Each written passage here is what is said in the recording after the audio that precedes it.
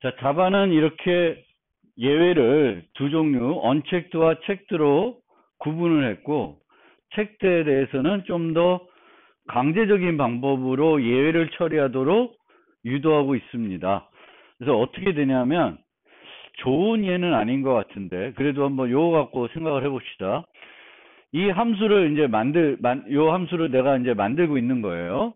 근데 이 함수에서 g라는 함수를 부르고 f라는 함수를 부릅니다. 근데 g에서는 뭐 특별한 예외는 발생 안 하는데, 그 a가 널인 경우에 널 포인트 익셉션이라는 언체크드 예외가 발생을 합니다. f는 그 a가 널인 경우에도 널 포인트 익셉션을 발생하겠지만, a가 널이 아닌 경우에도 어떤 상황이 되면은 a 익셉션이라는 체크드 예외를 발생할 수 있어요. 체크드 예외를 어떤 상황에 발생할 수 있습니다. 그러면 이렇게 프로그래밍 하면은 문법 오류가 나요. 내 코드 안에서 체크드 예외가 발생하고 있는데 아무런 조치를 안 하고 있습니다. 그러면은 자바는 문법 오류를 줘요. 그러면 이 문법 오류를 해결하기 위해서, 없애기 위해서 할 수 있는 방법은 두 가지 방법이 있습니다. 내가 직접 예외를 트라이 캐치해서 잡아서 해소시켜주는 방법이 있고, 또 다른 방법은 내 여기에서는 그것을 해소할 위치가 아니야. 나보다 상위에서 해소를 해야 돼. 그 경우에는. 그러면 공표를 하는 거예요. 공표를 해주면은 문법 오류가 해소돼요. 그래서 요 두 방법 중에 하나로 해결을 해야 됩니다. 언체크드 예외는 이렇게 해소하는 게 아니라 많은 경우에는 이런 형태로 해소하는 거예요. 언체크드 예외는. A가 널인 경우에는 얘네들을 실행하지 않게끔 만드는 거예요. 그러면 이거는 예외가 발생을 안 하겠죠. 널을 검사했으니까. 그래서 보통 언체크드 예외는 어떻게 하는 거예요? 코드를 수정해서 발생 안 되게끔 만드는 거예요. 근데 체크드 예외는 내가 코드를 아무리 잘 만들어놔도 발생할 수 있는 예외거든요. 그리고 하는데 또 특징이 뭐냐면은 얘를 잡아서 충분히 뭔가 처리해가지고 극복해가지고 다시 프로그램을 정상적으로 수행할 수 있는 그런 예외들이에요. 발생은 가능한데 내가 잡아도 처리 못하는 애들은 신경 쓸 건 없고요. 그런 애들은 체크드 예외로 또 분류도 안 돼 있어요. 그래서 체크드 예외로 분류되어 있다는 건 내가 뭔가 잡아서 조치를 해야 돼요. 근데 조치할 수 있는 위치는 꼭 여기서 안 해도 되는 거지. 여기서 안 할 경우에는 뭘 해줘야 돼? 공표를 해줘야 돼.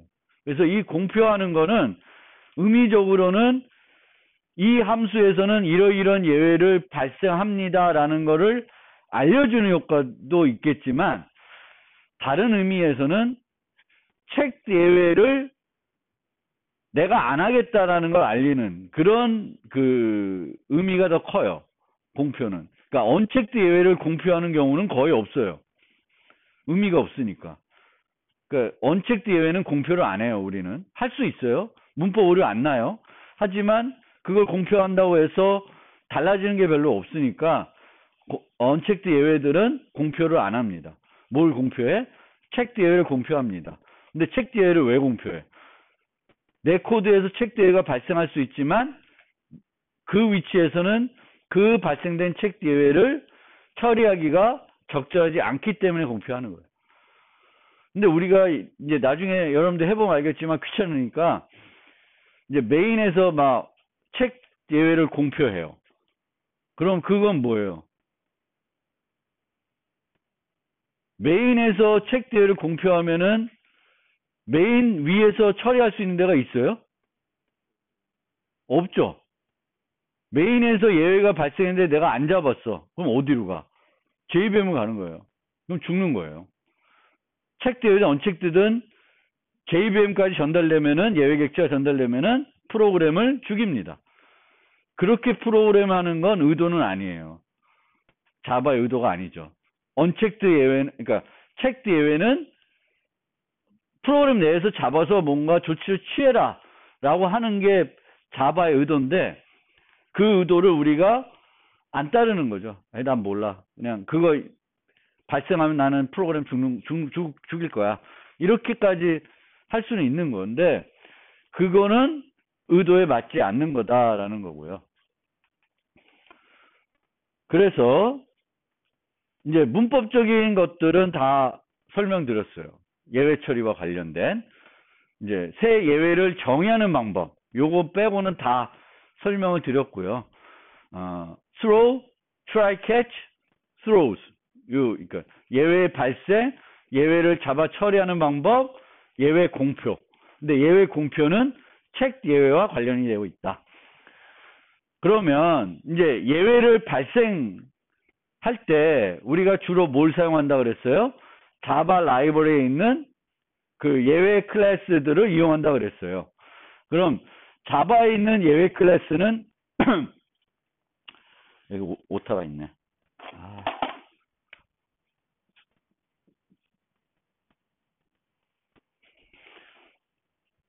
이렇게 구성이 되어 있어요. 스로우블이라는 게 있고, 스로우블 이런 거 밑에 이제 익셉션과 에러가 있습니다. 그래서 스로우블 위에는 뭐가 있을까? 오브젝트가 있겠죠. 그래서 오브젝트가 있는 건데 이제 생략된 글이고, 예외와 관련된 클래스는 가장 상위에 스로우블이라는 게 있어요. 이 스로우블이 돼야 뭘 할 수 있을까? 던질 수 있는 거예요. 그러니까 자바에서는 이런 애들만 던질 수 있는 거예요. C++는 throw, string, throw, int 다 돼. 근데 자바는 안 된다 그랬어요. 자바에서 그러면 던질 수 있는 것들은 이 밑으로 와야 되는 거야. throwable 밑으로. 그리고 throwable 밑에는 에러와 exception이 있고, 이 에러는 우리가 신경 안 쓰는 애예요. 신경 써도 어떻게 할 수 있는 애들이 아니니까 논외고요. 우리가 이제 신경 써야 될 건 exception 애들이에요. 근데 이 exception을 보면 exception 밑에 IO exception, runtime exception 뭐 몇 가지가 있어요. 우리가 여기서 또 관심 가져야 될 게 runtime exception입니다. IO 이 exception은 checked예요. checked. 요 예외는 checked예요. 그리고 얘네들도 다 나머지도 checked예요. 뭐만 checked가 아니냐면은 runtime exception만 unchecked예요. 그러니까 runtime exception은 어떤 용도예요? 얘는 unchecked니까 얘가 발생한다는 건 프로그램에 논리 오류가 있는 거고, 그 논리 오류는 어떻게 극복하는 거예요? 코드를 수정해서 극복하는 거예요. try catch 하는 게 아니라 코드를 수정해서 그 예외가 발생하지 않도록 만드는 거예요. 나머지 애들은 잡아서 뭔가 조치를 취해야 되는 애들이죠. 그리고 이 runtime exception 밑에로는 많은 예외들이 또 있어요. 그리고 여러분들이 프로그램 할 때 자주 접할 거예요. 라이브러리 함수들이 이런 예외들을 발생시키고 있습니다. 여러분들이 잘못 쓰면. 그래서 라이브러리 함수는 라이브러리이기 때문에 우리가 라이브러리 쓸 때 어떤 잘못 사용할 때 알려주기 위해서 이런 런타임 익셉션들을 발생하지만, 여러분의 코드에서는 런타임 익셉션들이 그 배포 버전에서도 발생될 필요가 없게끔 만들어야 되는 거예요, 여러분들은. 그래서 이런 예외들이 있습니다. 얘네들은 다 그럼 뭐가 되겠어요? 언체크드예요. 언체크드. 그렇죠? 언체크드. 그러면 여러분들이 프로그래밍 오류를 발견하기 위해서 예외를 던지고 싶다. 예외를 발생하고 싶다. 그럼 어떤 걸 고르면 되냐면은 요것 중에 하나를 고르세요. 요것 중에 하나를 고르세요. 여기에 여러분들이 의도하고 거의 맞는 게 있으면 이 중에 하나를 고르는 거예요. 근데 이 중에 고를 게 마땅히 없어. 그럼 뭘 고르면 돼? 얘를 한번 쓰면 돼요. 내가 봤더니 내가 발생하는 게 뭐 인덱스 아웃 오브 바운드와 거의 맞는 거야. 그럼 얘를 발생시키시면 돼요. 뭐 또 많이 쓰는 게 예를 발생하겠죠. illegal argument exception. 인자가 유효하지 않은 인자가 들어왔어. 내가 생각하는 범위에 벗어난 인자가 들어왔어. 그러면 illegal argument exception을 발생하면 돼요. 근데 얘네들하고 잘 안 맞아. 그러면 이 runtime exception을 이용해서 발생하면은 됩니다. 그러니까 프로그래밍 오류를 발견하기 위한 예는.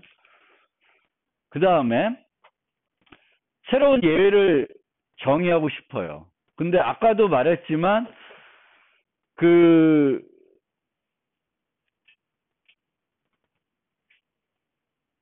프로그래밍 오류를 발견하기 위한 예외는 프로그램을 어차피 죽일 거니까, 그리고 죽여서 문자열만 보고 뭔가 조치를 취할 거기 때문에 굳이 새 예외를 만들 이유가 별로 없어요. 그럼 우리가 새 예외를 만든다는 건 주로 어떤 종류의 예외를 만드는 거냐면 체크드 예외를 만드는 거예요. 뭔가 강제적으로 조치를 취하게 해서 트라이 캐치를 하려고 하는 애예요. 그래서 새로운 예외를 보통 만들 경우에는 언체크드 예외를 만드는 게 아니라 체크드 예외를 만들어 쓰는 게 일반적인 것 같습니다. 물론 언체크드 예외도 정의에 쓸 수 있는데 아닐 것 같아. 주로 우리가 새로 정의한다면은 체크드 용도로 만드는 거라고 생각합니다. 그래서 이 insufficient fund exception이라는 걸 만들어 쓰고 싶은데, 이 insufficient fund를 저렇게 우리가 구성한 이유는 저걸 발생했을 때 죽여가지고 프로그램 코드를 수정하려는 게 아니에요. 우리의 목적은 저게 발생하면은 사용자한테 메시지를 보여줘서 다시 하세요. 초과 금액을 뭐 시도했습니다. 잔액이 부족합니다. 이런 뭔가를 보여주고 다시 프로그램을 하려고 하는 거예요. 그럼 그 의도라면은 그 의도는 뭐에 해당돼요? 체크드 예외에 해당되는 거예요. 그래서 체크드 예외로 만들어 쓰는 거예요. 그래서 이 체크드와 언체크드 어떤 것이 돼야 되냐 물어볼 때 이런 것들을 이제 우리가 생각을 해보면 돼요. 개발자 실수 때문에 필요한 건가? 발생해야 되냐? 그러니까 프로그램 오류 때문에 발생하는 거냐? 그럼 이건 언체크드가 돼야 되고, 이 언체크드가 되면은 굳이 새로 정의할 이유가 별로 없는 것 같습니다. 사용자 실수 때문에 발생하는가?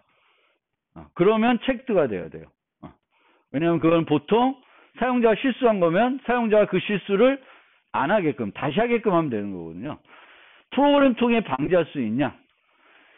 얘는 근데 방지는 할 수 있어요. 어떻게 방지할 수 있나? 이 안에서 이거를 검사 안 하게끔 만들 수가 있어요. 어떻게 하면 돼? 호출하기 전에 어마운트를 검사할 수도 있어요. 그렇죠? 그런 경우에는 이제 언체크드로 갈 수도 있는 거예요. 근데 검사를 안 하려고 하는 거예요. 호출하기 전에. 어디서 검사하는 거예요? 여기서 검사를 하고, 만약에 어마운트가 밸런스보다 크면은 예외를 발생시키고, 그 발생된 예외가 올라와서 최초의 사용자 입력을 받았을 때 거기 가서 사용자한테 메시지를 보여주고 그 과정을 다시 하거나 사용자가 취소하게끔 만들려고 하는 거예요. 그래서 이 예외 처리는 배포 버전에서도 필요한 오류이고요. 그러면 체크드로 가는 거예요. 그래서 체크드로 얘를 정의하려고 그러면 어떻게 하냐면 extends exception 하는 거예요. 그러면 만약에 내가 언체크드 예외를 새롭게 정의하고 싶다. 그럼 뭘 상속받아서 만들면 될까? runtime exception을 상속받으면 돼요. 여기서 그림에 보면은 얘는 체크드죠. 얘를 상속받으면 그것도 체크드가 돼요. 근데 얘를 상속받으면 얘는 언체크드니까 얘는 언체크드가 되는 거예요. 이 안에는 들어와야 돼요. 이 상속 계측 구조에 우리가 만든 걸가 포함돼야 스로우블이 되기 때문에 스로우 뉴 할 수가 있는 거예요. 스로우 뉴 insufficient fund exception 할 수 있는 거예요. 그러면 얘 아니면 얘를 상속받아 만들면 돼요. 근데 물론 얘를 상속받아도 되겠죠. 입출력과 뭔가 관련된 여기서 처리해준 내가 내만의 새로운 걸 만들려고 그래? 얘를 해도 돼요. 근데 일반적으로는 우리는 새 익셉션을 정의할 때 체크드 예외를 정의할 것이고, 주로 그 체크드 예외는 이미 있는 체크드 예외와 관련이 없는 뭔가 그 응용에서만 필요로 하는 예외일 경우가 많기 때문에 주로 얘를 상속받아서 정의를 할 겁니다. 그러면 상속받아 정의하면서 뭘 해줘야 되냐면 기본적으로 두 개의 생성자를 만들어줍니다. 기본 생성자를 만들어주고 또 문자를 하나 받는 생성자를 만들어줘요. 기본적으로. 예외 객체들은, 예외 클래스들은. 그리고 이 문자열이 뭐냐면은 나중에 프로그램이 죽었을 때, 체크드 예외도 전달해서 이제 JVM까지 갈 수 있는데, 그때 출력되는 메시지예요. 우리가 new 뭐 이렇게 해가지고 이제 초과 금액 뭐 이렇게 썼으면 그 문자열이 여기에 해당되는 거예요. 그래서 사용자가 직접적으로 문자열을 줄 수도 있고, 문자열 안 주고 기본 생성자 했을 때는 기본적으로 출력되는 문구를 여기에 써주시면 돼요. 그래서 이렇게 정의하는 게 기본이고, 필요하면 여기에 여러 가지 기능을 추가할 수 있습니다. 클래스를 새로 정의하는 거기 때문에 뭐 예외 처리하기 위해서 이 잔액 부족이 발생된 계좌를 유지할 수도 있고, 예외 객체가 또 인출을 요청한 초과 금액을 여기다가 유지하게 할 수도 있고, 필요한 거 나중에 사용자한테 어떤 메시지를 제시하기 위해서 필요한 것들을 거기서 계산해 가지고 넣어주고 내가 갖고 와서 보여줄 수 있어요. 사용자한테 지금 잔액이 얼마인데 초과 뭐 요만큼을 더 초과해서 인출하려고 했습니다 라고 보여주고 싶으면 그 정보들을 이 예외 객체에 담을 수 있는 거죠. 멤버명 정의해서 다 필요한 정보들을 여기다 담는 거예요. 아니면 기능들. 그러니까 예외를 극복할 때 필요한 기능이나 정보를 예외 객체에 저장해서 발생시켜 주면 돼요.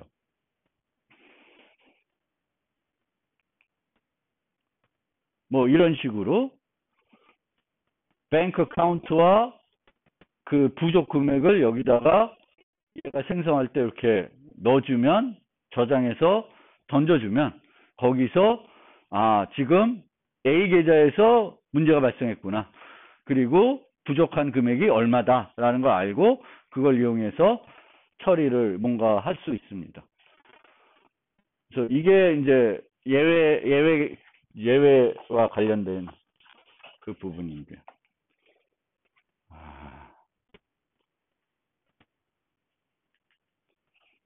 요 다음 얘기를 진행하기 전에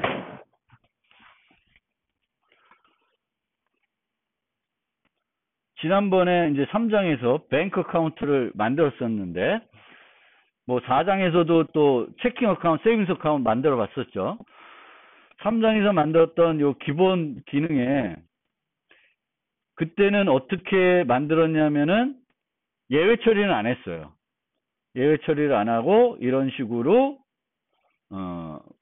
그 if을 통해서 사전 조건이 안 맞는 경우에는 실행을 안 하는 걸로 하고 구현했는데, 이번에는 예외 처리를 하게끔 바꿔볼게요. 한번 간단하게.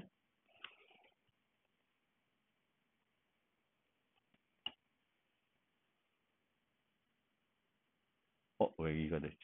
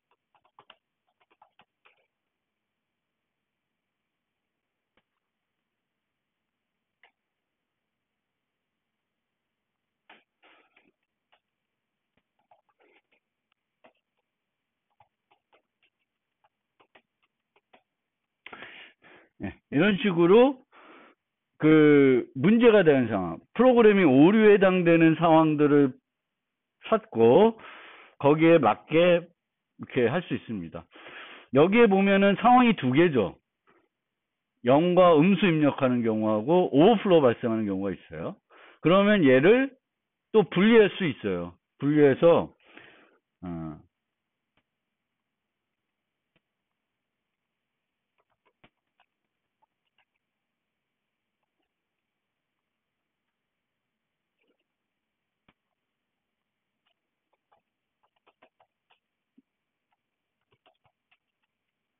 타이핑이 왜 이렇게 안 되냐 오늘.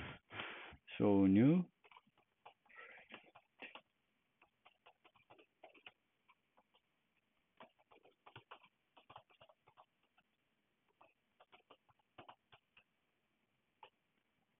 이런 식으로 각 상황을 나눠 가지고 실제 어떤 상황이 일어났는지를 알려주는 게 코드 수정하는 데 도움이 되는 거죠. 그래서 이렇게 하는 거고, 이 둘 다는 뭐 프로그램 오류로 보여집니다. 그리고 오버플로우는 거의 일어나진 않겠죠. 그 금액이 얼마나 많다 해도 실수해서 날 수는 있는 거니까.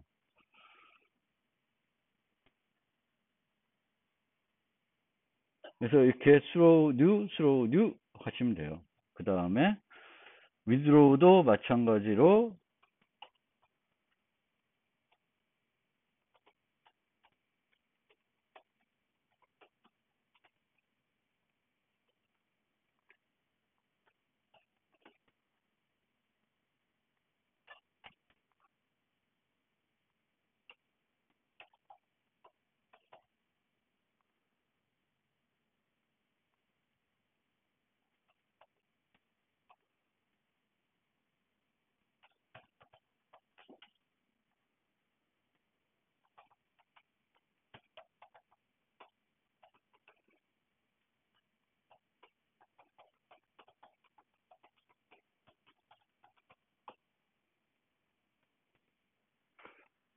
이제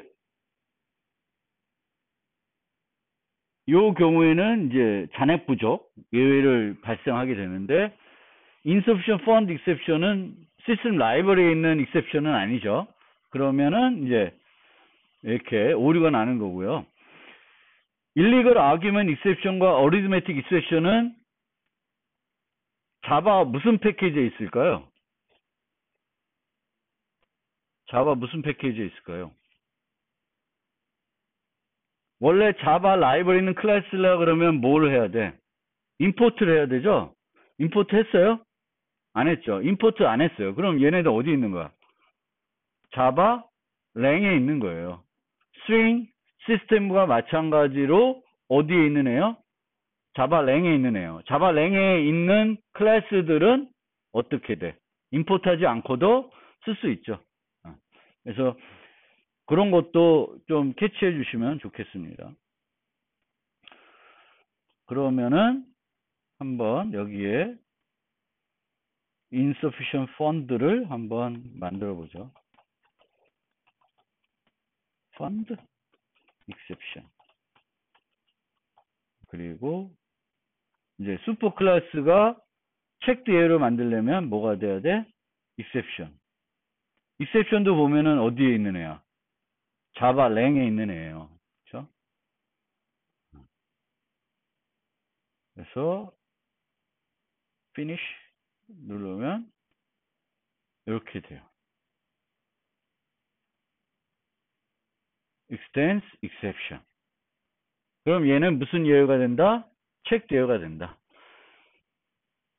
정의할 때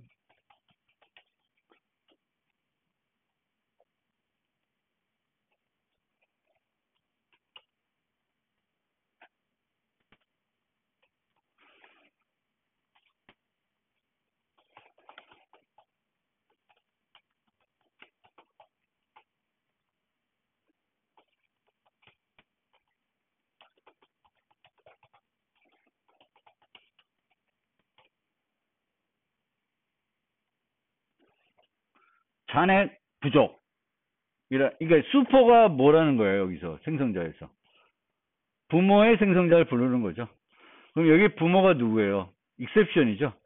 exception의 부모의 생성자를 불러서 이제 요 문자열을 넘겨줍니다. 이 문자열을 insufficient found exception. 슬라이드에 있는 겁니다. 예. 근데 이렇게 만들었는데 여전히 여기에 노란 이게 에러가 있어요. 그래서 여기 보면 갖다 대보면 네 가지 퀵 픽스가 있는데 두 번째 걸 선택하겠습니다. 그러면 그래도 에러야? 있잖아.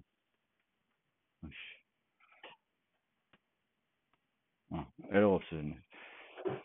이렇게 serial 버전 UID를 추가하라고 되어 있어요. 이거는 지금은 중요하지 않아요. 이게 파일 처리할 때 필요한 거거든요. 파일 처리할 때. 그래서 요 serial 버전 UID를 안 넣으면 워닝을 주는 경우가 있는데 그냥 그 워닝을 없애고 싶으시면은 아까처럼 generated 뭐 이렇게 해가지고 여기 넣어주시면 돼요. 그리고 무시하세요. 쓸 일이 없어요. 언제 쓰이냐? 파일 처리할 때 쓰이는 거예요. 그래서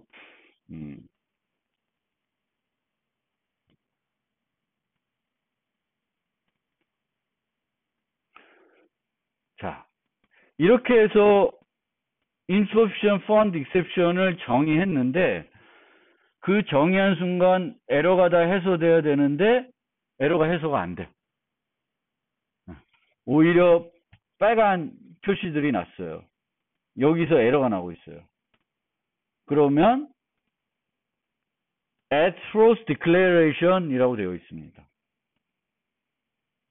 그러면 이렇게 공표를 해줘야 돼요. 내가 직접 스로우하고 있죠. 직접 스로우하고 있는데 거기서 바로 잠지는 거의 안 와요. 절대 그렇게는 안 해요. 그러면은 내가 체크 예외를 직접 스로우하고 있어요. 그럼 그 함수는 반드시 공표를 해야 돼요. 내 거 쓰려면은 뭘 처리해 줘라? insufficient found exception을 처리해 주라는 거예요. 그러면 왜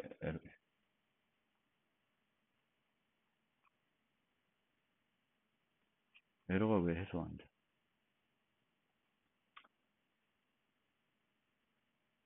여기서 에러 나고 있어요. 아, 이건 옛날 거, 이건 당연히 에러 나고.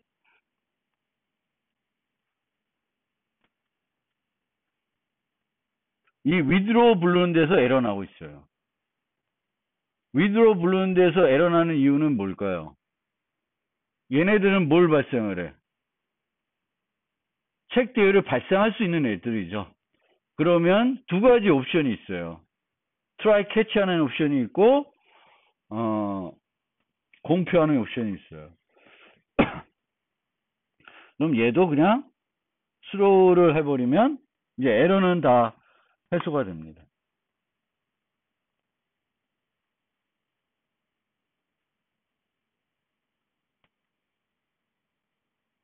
근데 죽네.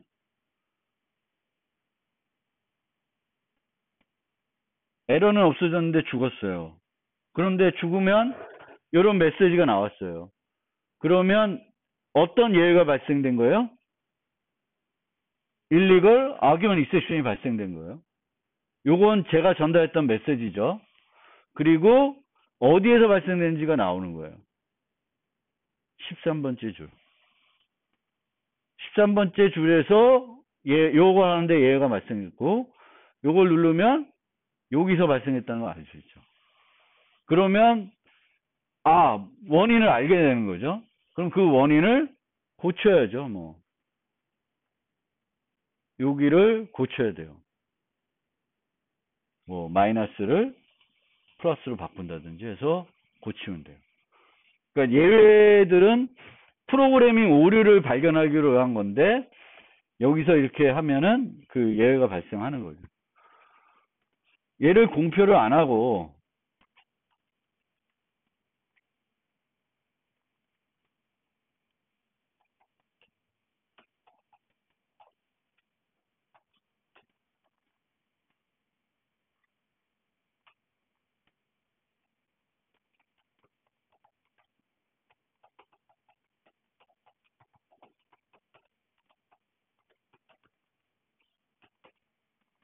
이렇게 트라이 캐치를 할 수 있습니다. 그래도 문법 오류는 안 나요. 문법 오류는 안 나요. 근데 잔액 초과해서 뽑는 게 예제가 있나? 법에 7,500원.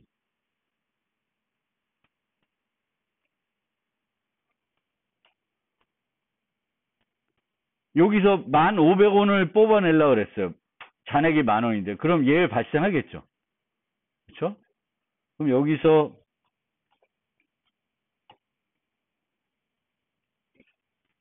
요거를 한번 넣어놓고 실행을 해볼까요? 그러면 비슷한 메시지가 나왔죠. 근데 이거는 원래는 책 대회는 이렇게 처리하는 건 아니에요. 프린트 색 트레이스는 내가 찍어볼 건 아니에요. 그냥 라이브러리한테 그 JVM까지 전달됐을 때 죽었을 때 그걸 보고 극복할 때 하는 거지. 책 대회는 이런 식으로 하는 게 아니라 사용자한테 다시 하라 그래야지. 그러니까 이거는 그냥 그 문법을 설명하기 위한 거지. 실제 insufficient fund exception이 발생됐을 때 사용할 코드는 아니라는 거죠. 여기서는 얘 발생했구나. 그러면 그걸 잡아서 뭐 이렇게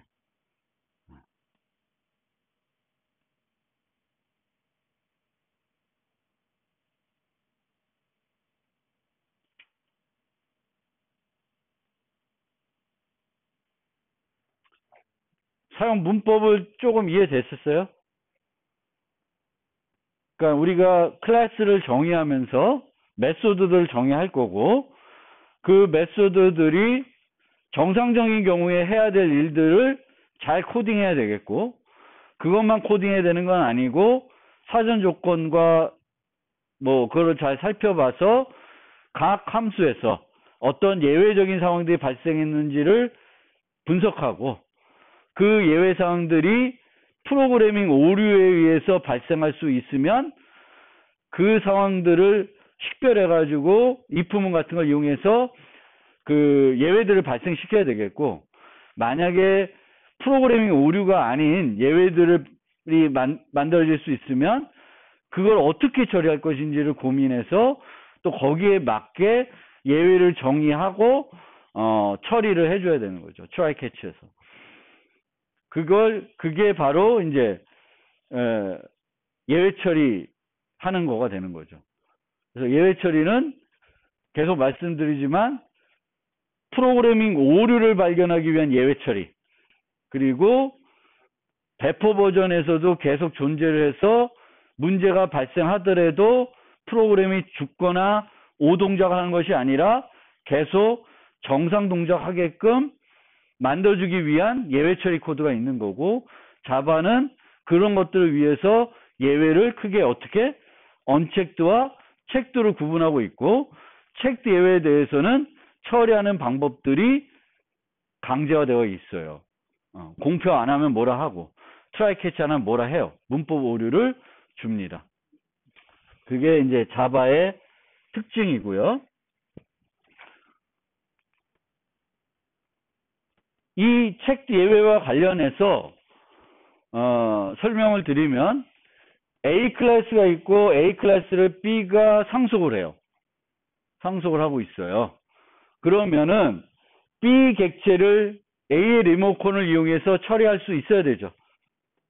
그런데 A 리모컨을 사용하는 사람 입장에서는 이 서명을 보면은 뭘 기대를 해? 예외와 관련해서는 체크 1, 체크 2가 발생할 수 있다라는 거를 알고 있어요. 그리고 그거에 대해서 뭔가 조치를 할 거예요. 근데 요 클래스의 경우에는 뭐만 발생하고 있어? 체크 1. 그럼 문제 없겠죠.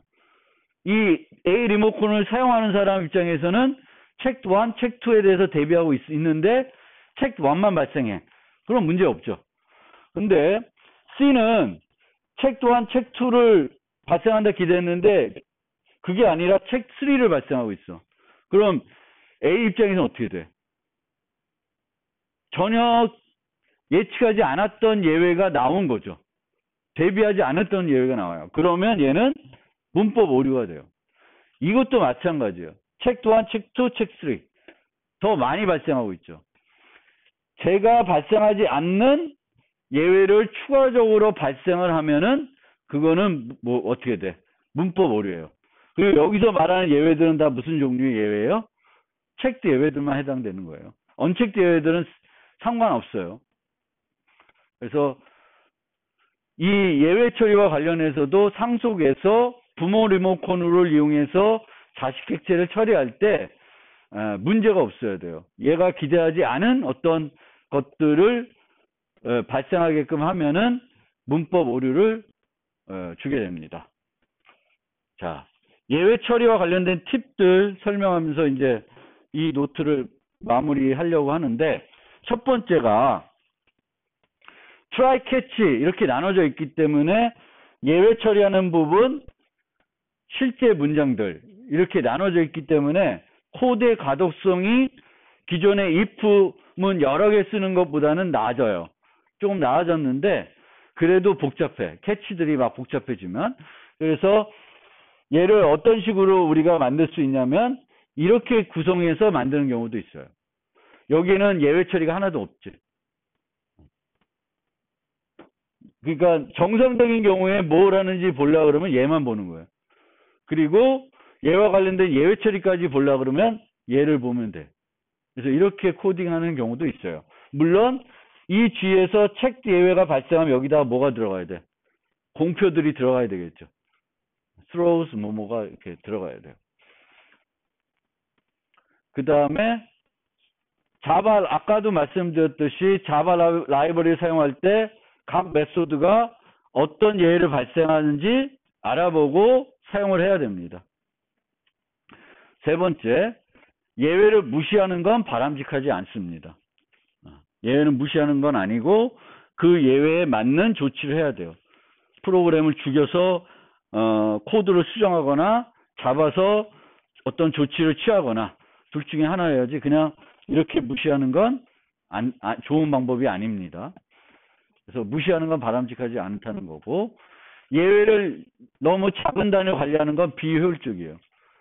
그러니까 try를 한 문장 단위로 try catch를 하고 있으면 가독성도 떨어질 뿐만 아니라 불편하죠. 그래서 try catch는 어떤 문장이 실행됐을 때 함께 실행이 되면 안 되는 코드를 다 묶어주는 거예요. 큰 단위로 묶어야 돼요. 그리고 예외 처리 기법을 다른 목적으로 일반적인 프로그램의 흐름을 제어하기 위해서 사용하는 것도 하지 말아야 됩니다. 뭐 할 수도 있는데 가급적이면 안 했으면 좋겠어요, 여러분들이. 그러니까 예외 처리는 예외 목적으로. 왜냐하면 예외 처리가 하나의 고투문 같은 성격이 있어요. 왜냐하면 예외가 발생하면 푹 튀거든요. 근데 그거를 이용하시면 안 좋아요. 예를 들면 여기 봅시다. for 이렇게 가는데 배열을 처리하고 있어요. 그럼 이제 배열을 쫙 가겠죠. 근데 어느 순간 배열 색인이 얘의 용량보다 커지겠죠. 그럼 예외가 발생합니다. 그럼 일로 와요. 아무것도 안 해. 그럼 정상적으로 돌아가는 거예요. 얘가 검사를 안 하는 거지. 이 검사를 해주면 되는데. 그러니까 이 코드는 아무 문제가 없는 코드인데, 그러니까 예외 처리를 일반적인 프로그램 흐름을 제어하기 위해서 활용하고 있는 거예요. 그거는 좋은 프로그램 스타일이 아닙니다. 그래서 이런 것들은 안 했으면 좋겠어요. 예외 처리 기법을 다른 목적으로 흐름을 제어하기 위해서 사용하는 건 바람직하지 않고, 예외 처리 대신에 assert라는 걸 이용할 수도 있습니다. 그래서 프로그래밍 오류들은 throw new 하는 게 번거로우면 assert를 이용할 수도 있어요. assert. 그래서 assert를 이용하게 되면은 이게 true면 아무런 문제를 안 일으켜요. 근데 얘가 false면 요 조건이 만족이 안 되면은 예외가 발생합니다. 자동적으로. 그래서 assert를 이용할 수 있어요. 이렇게 할 수도 있는데 얘 대신에 프로그램의 오류는 throw new illegal argument 이런 런타임 익셉션을 발생하는 게 아니라 assert를 이용할 수 있고 assert는 한꺼번에 다 무시할 수 있는 특징이 있어요. 그래서 assert를 활성화하려고 그러면 요 VM arguments에 마이너스 요거를 옵션을 줘야 돼요.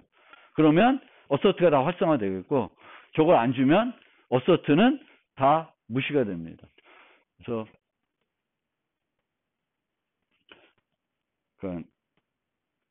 실행 시간 오류 언체크드 예외는 언체크드 예외 대신에 assert를 사용할 수도 있다. 이렇게 알아두시면 되겠습니다. 그 다음에 프로그램의 오류를 줄이기 위한 방법 몇 가지 소개하겠습니다.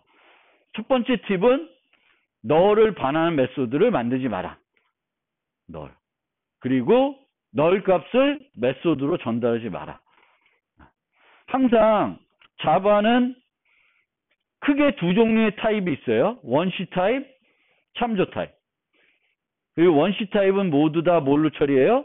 값 타입 변수로 처리해요. 나머지는 다 객체이고 이 객체들은 다 뭘로 처리해요? 참조 타입을 처리해요. 참조 타입은 다 무슨 값을 가질 수 있어요? 널 값을 가질 수가 있어요. 그럼 어떤 함수가 여기 없나? 이런 함수가 있으면 이 함수는 항상 널이 전달될 수 있다는 것을 생각해야 돼요. 내가 어떤 참조 변수를 매개 변수를 써. 그럼 그 매개 변수로 프로그램에 문제가 생겨서 정상적인 객체가 넘어오지 않고 널이 넘어올 수 있어요. 그래서 그거를 계속 체크해야 되는 거지. 개발할 때. 널이 왔나 안 왔나. 그래서 그 두 개를 해야 되는데 널을 반환하는 메소드를 만들지 말자. 그것과 관련해서 하나 설명을 드리면 여기서 이 학생들 복합 타입에서 4학년인 애들을 찾아내서 복합 타입 리스트로 만들어주는 거예요. 근데 4학년들이 한 명도 없을 수도 있죠. 그럴 경우에 어떻게 프로그램할 수 있냐면은 널을 반환해 줄 수 있어요. 4학년들을 모아놓은 어떤 자료 구조를 반환하는 게 아니라 널을 반환해 줄 수 있어요. 그러면 코딩이 어떻게 되냐면 다른 이퀄 널인지 비교한 다음에 그 다음에 가야 돼요. 근데 여기서 없을 때 널을 반환하는 게 아니라 크기가 0인 자료 구조를 반환해 주면 돼요. 크기가 0인 걸 반환해 주면은 널 검사 안 해도 되죠. 널이 아니니까. 포문이 돌아도 얘는 돌겠어요, 안 돌겠어요? 안 돌겠죠. 크기가 0인 자료 구조니까 반복을 안 하는 거예요. 그럼 문제는 없죠. 널을 반환했는데 그 사용자가 널 검사를 안 해. 그러면 죽어요. 근데 크기가 0인 자료 구조를 반환해주면 널이 아니기 때문에 안 죽을 거고 일반적으로 우리가 처리할 때 크기가 0이면은 처리가 안 되겠죠. 그래서 널을 반환하는 대신에 빈 복합 타입이나 빈 메소드가 가지는 별도 객체를 만들어서 사용할 수 있습니다. 자바뿐만 아니라 모든 경우에 이렇게 처리할 수 있고요. 그 다음에 아까 요 두 번째 널 값을 메소드 전달하지 말아라. 그것과 관련해서 우리가 쓸 수 있는 게 objects라고 하는 클래스가 있어요. 그래서 통상적으로 항상 이렇게 객체를 인자로 전달하게 되면은 이 객체는 널 값을 가질 수 있어서 이런 식으로 널이 들어오면 널 포인트 익셉션을 발생하게끔 코드를 만들 수 있습니다. 근데 이게 번거로우니까 objects에 이렇게 쓸 수 있어요. object require non-null A. 그렇게 되면은 A가 널이면 널 포인트 익셉션을 발생하고 A가 널이 아니면 그냥 A를 줘요. 그러면 이 문장이 진행하고 나면은 이렇게 프로그램하게 되면은 얘가 없었어. 여기 없어요. 그러면 있는 거는 this.a equal A밖에 없어. 그러면 프로그램이 실행될 때 이 멤버 변수 A는 어떤 값을 가질 수 있어? 어떤 값을 가질 수 있어? 너를 가질 수 있죠. 널 검사를 안 했으니까. 근데 이렇게 하나 이렇게 하게 되면은 뭘 확신할 수 있어요? A는 멤버 변수 A는 절대 널이 아니라는 걸 확신할 수 있습니다. 그래서 이 세터들 만들 때 object require non null을 많이 쓰고요. 조금 더 확장하면은 non null s, non null s get 같은 게 있어요. 그러면 이 경우에는 원래는 얘가 null이면은 null 포인트 exception 발생하는데 이 경우에는 null이 들어오면은 이 name을 주는 게 아니라 뭘 주냐? 무명이라는 값을 주는 거예요. 그럼 A에 무슨 값이 들어가요? 무명이라는 값이 들어가는 거예요. 그리고 뭐 이런 경우에는 이 웨폰이 null이면은 기본 값으로 무기를 넣어주는 거예요. 요 문법은 조금 아직은 함수형 프로그램 때문에 어렵지만 어쨌든 이 null을 처리하기 위한 여러 가지 유용한 스태틱 메소드들이 오브젝트에 정의되어 있어요. 여기 보면 object.require non-null이라 되어 있죠. 그렇죠? 그러면 이 object는 클래스 이름일 테고 이건 메소드니까 얘가 어떤 메소드가 돼요? 스태틱 메소드죠. 그래서 많은 스태틱 메소드, 너를 처리하기 위한 여러 종류의 스태틱 메소드가 저 objects라는 클래스에 들어 있습니다. 그래서 기본적으로 이 구조는 잘 알아두시고 활용해 주시면 좋겠고요. objects에 뭐 이런 것도 있는데 이것도 보시면 좋겠고, 그 다음에 저한테 자료 구조를 배우시는 분은 들었겠지만 옵셔널이라는 게 있어요. 요거는 널 반환하고도 관련되어 있습니다. 우리가 함수를 만드는데 이 함수가 반환을 해줘야 되는데 사용자가 기대하는 걸 반환하지 못할 수도 있어요. 아까처럼 4학년을 요구했는데 4학년이 없을 수 있어요. 홍길동을 찾아서 홍길동 객체를 달라 그랬는데 홍길동이 없을 수 있어요. 그러면 옛날에는 너를 반환해 줬어요. 또는 또 뭐 배열 같은 데서는 -1을 반환해 준다든지 여러 가지 값들을 그 상황에 맞게 반환해 줬어요. 근데 그렇게 프로그램하면 어떻게 돼요? 내가 함수를 사용할 때마다 문서를 읽어가지고 잘못된 상황에서 이 함수가 어떤 값을 반환하는지 알아서 프로그램을 해야 되는 거잖아요. 그러면 그게 번거로워요. 함수를마다 가지각색이니까 얘는 잘못됐을 때 널, 얘는 잘못됐을 때 -1, 얘는 잘못됐을 때 맥스 값, 얘는 잘못됐을 때 무슨 값, 이걸 내가 다 일일이 기억하고 거기에 맞게 프로그램을 해야 되는 거예요. 근데 그렇게 하지 말고 이제는 그런 종류의 함수이면은 옵셔널을 반환하게끔 해라 라는 거예요. 그러면 함수의 결과로 옵셔널이라는 거는 어떤 의미를 가지냐면은 첫째, 얘는 정상적인, 그러니까 내가 요구한 것을 못 줄 수 있다. 내가 달라고 한, 반환해 달라고 하는 값을 못 줄 수 있다는 것이 명확해집니다. 함수의 서명만 봐도 반환값이 옵셔널이야. 그럼 얘는 못 줄 수도 있다. 없을 수도 있다. 이게 확실해요.